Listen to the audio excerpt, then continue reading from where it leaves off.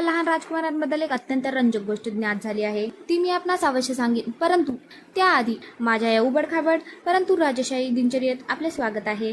आज सकाळी सकाळी ब्रश करायच्या टायमिंगला राजकुमार रियांश आणि माझ्यात युद्धाची ठिणगी पडली. परंतु काही क्षणातच तह जाहीर झाला आणि राजकुमार उपम्यावर असे तुटून पडले की जणू राज दरबारात भव्य मेजवानी सजली आहे. त्यानंतर मग मी बी आपला चहा पिऊन घेतला. मग आगमन झाले त्या पवित्र आणि भव्य क्षणाचे. राजकुमार रियांश यांच्या स्नानाचा भव्य सोहळा आरंभ होणार होता. राजकुमारांना स्नान घालत असताना मला गावाकडील सुज्ञ स्त्रियांनी सांगितलेली एक गोष्ट स्मरली. उन्हाळ्याच्या दिवसात लहान राजकुमारांना दिवसातून 2 वेळा स्नान घालावे, एक तर सकाळी आणि एक संध्याकाळी. त्यामुळे त्यांना घामोळ्याचा त्रास होत नाही, अंग चिकट होत नाही आणि हो, ते फ्रेश फील करतात बरं का.